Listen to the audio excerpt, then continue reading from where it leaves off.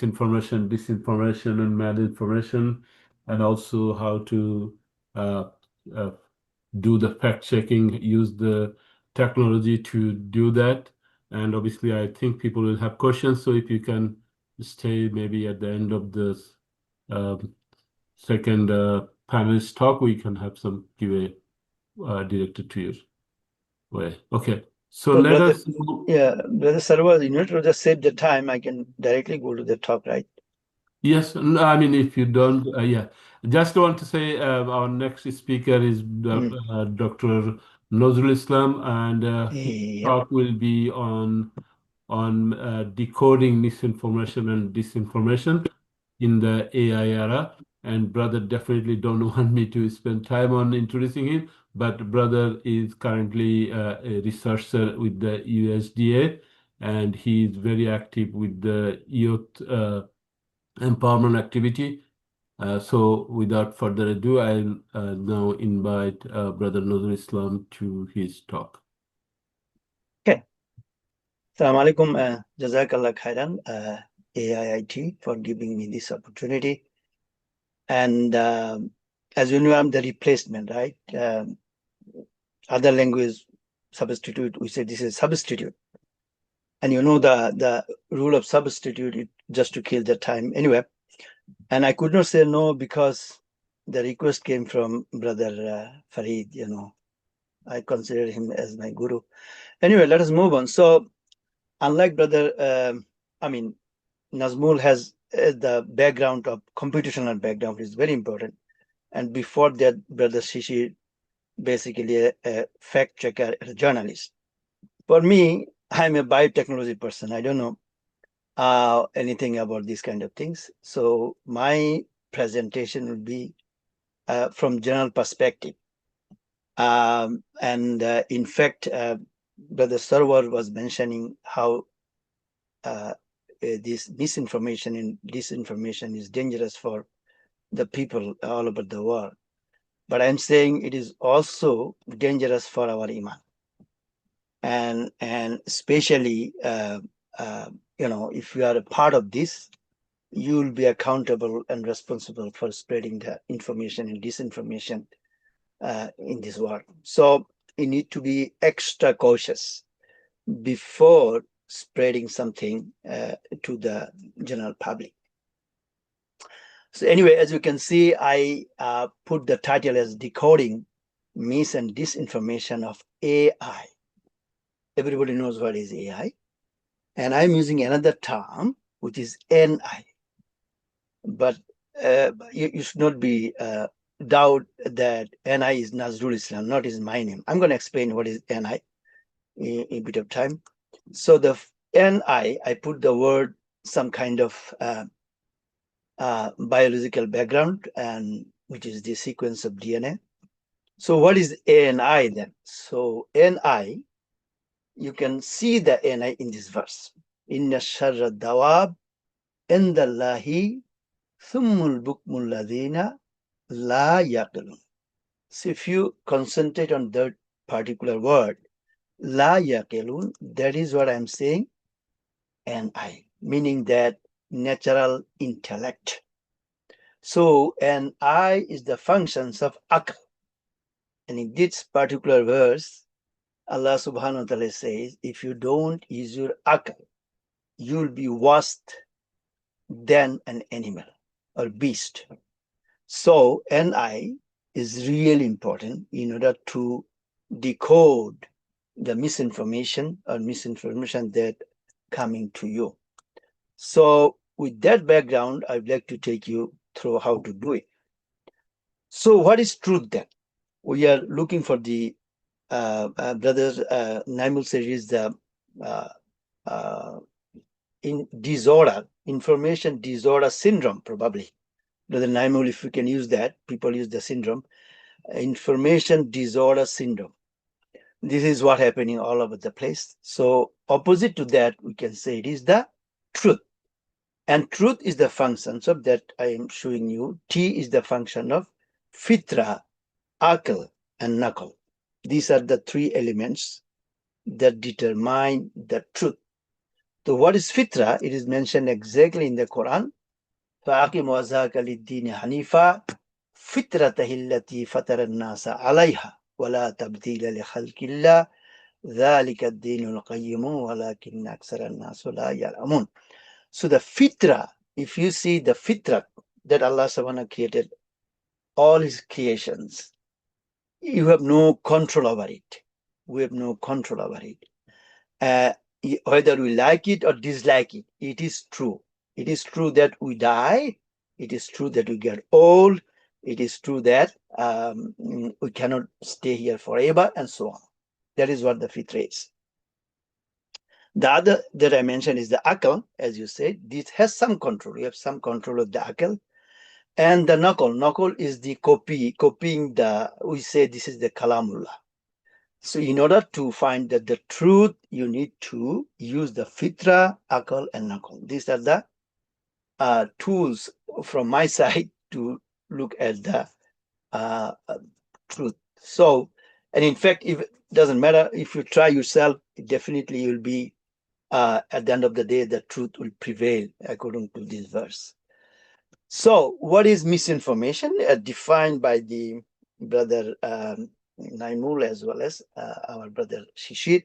So I just took from the dictionary. It is misinformation lead to mislead. If mislead, if we explain the mislead, it can mislead. Let us take an example from the history of Islam. You know, it is not because, this time that things happened before as well. Usman ibn Affan was assassinated for the disinformation and misinformation.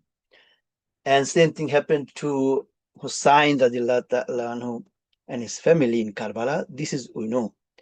But things are not restricted at that era. We know, if you can take an examples of 9/11. I was in Japan at that time. When things happened, midnight, I came to the lab and my professor told me not to do any rituals. So what happened? And he took me to his office and he showed me a bearded man. As you can, exactly, this is the picture I saw about there. I thought it was a movie, because it happened at midnight, Japanese time. So he was very angry on me because I almost looked like the guy actually. Anyway, so I thought it was a movie. I could not realize what was happening. So it happened at 8-9 hours before, but the media was showing a bearded man next to the Twin Towers. Therefore, this information is spread around like a pandemic, and everybody realized that it is done by the Muslim. And you know what happened, the consequences of this. So misleading information, it does not confine within a person, within a family, within a society. It can harm the people at large. It is not confined to a particular place. Second examples, as you can see, WMD Iraq, we know, I don't need to go through it. And recent example, as you can see, nuke in Iran. It's clearly say Iran admits pursuit of nuclear bomb. So these are the misinformation going all over the places, and it became very pandemic because of these the social media and also the intervention by the AI. What is it? I can see it anyway. So, so what I'm saying, but to make things easy, who is doing it? So let us put a terminology: anti-social elements. So the DI, disinformation, according to your algorithm, is the function of AE, anti-social elements. And who are they? So they are the group of people within the people. Now, how to identify them? This part is really difficult. So I took an analogy from our religious perspective. If a person believes the life after death, he can't do it. He or she can't do it. There's no way, because I believe my life after death is more important than my life here. Therefore, very unlikely I'm going to take that risk. Very unlikely. So who are the people? who is doing this kind of disinformation, spreading the disinformation all over the world. I'm saying they are either one of these four categories. Either they're munafiq because they don't believe the life after death, and they're mushrik, also they don't believe in oneness of God, and they're fasik, and then they're kafir. So if you can make a formula, disinformation is the function of munafiq, mushrik, fasik, and kafir. This is the way I see the disinformation is coming from. Okay, now our question is how to wipe it out from the person, from the people, from the society, from the world at large. That is what we are talking. So I took an example from hadith, collection of hadith. As you know, the hadith Bukhari collected 600,000, and only 7,000 was authenticated. How he did it? Those are misinformation, right? At the time, I mean, we cannot take the examples of the prophets because they are guided by Allah. If there any misinformation, disinformations was there, then it was informed to our prophets by Allah. Therefore, it was not misinformation anymore. But after that, especially in the collection of hadith, Bukhari collected 600,000. He put the 7 only, and you can do the percentage. So he categorized them into 4 types: Sahih, Hasan, Daif, and Maudud. So I took to make the things very simple. He did the classification very strong. That is Sahih, chain of narration, trustworthy, several narrators, not one. Then weak, the chain of narration is there, but 1 or 2% is a little bit doubtful, and only one narrator is there, one chain, I should say, from the source to the recipient. So Maudud, we say this is a weak chain of narration, and at the same time it contradicts with the Quran. So these are the way. Now, I would like to use this analogy to debunk or decode the misinformation. So what I'm saying, it could be the behavior of the munafiq, mushrik, fasik, and kafir. So this is what we need to work on.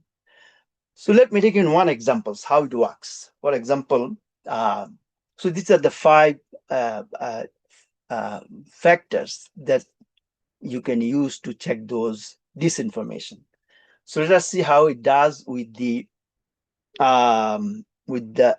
news. One of the news that was very popular still today happened in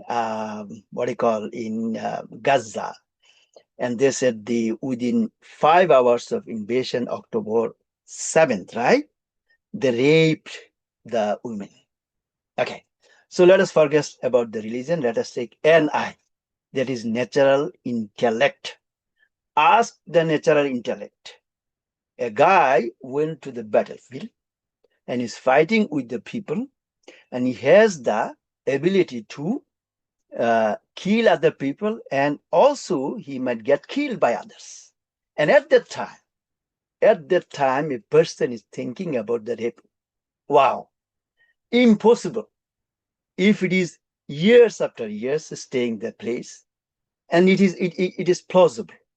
But how if you use the natural intellect? That's what I'm saying. You need to use the word NI. So I put this information to the ChatGPT, and ChatGPT failed actually. ChatGPT is saying, yes, there is a credible information. They did.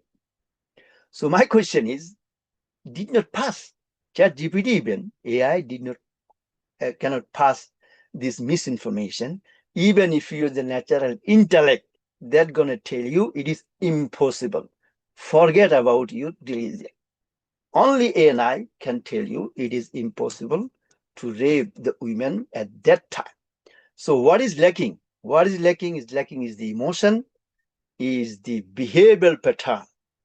and also the social media. Those kind of things are causing this problem all over the place. So what was it? I can't see it. Anyway, so truth is the function of all these 5 factors. So at the end of the day, I'm trying to conclude with this: the promote truth and refute the falsehood. There are 2 ways. Number 1, decode by DI, meaning that DI is saying you whether it is coming from the munafiq, mushfiq, fasik, or kafir, and recode it by truth. Recode it by truth by using these 5 factors. That will give you the actual facts or the information that you are looking for. So I put something here. It is not related to, but as a Muslim, as I said, this is very, very important for your iman, not for the dunya, also for your accountability in after your death. And Brother Sarwar mentioned this couple of verses from Quran. And what I'm saying, so I have gone through a presentation of Brother Farid. The hadith says that Prophet ﷺ says that before saying something, you need to think twice. Because if you throw the words out of your mouth, you cannot take it back. You cannot take it back. This time it is the internet, the social media. If you don't put the halal click, the click will go all over the places. You can delete it from your source, but it will never delete from the other people. Therefore, it will be there forever. So before clicking anything, either it is like or dislike, please check with the DI and TI. Jazakallah khairan. I think I did go over time or what. Anyway, so I'm done. Thank you very much, Brother Dr. Nazrul Islam. It was a really interesting perspective on the misinformation and disinformation. As a Muslim, you relate it very clearly that it is also part of our iman, to be very careful what we say, what we share, and also not to fall into the trap of what non-believers and enemies of our deen is spreading. So thank you very much for your very informative presentation.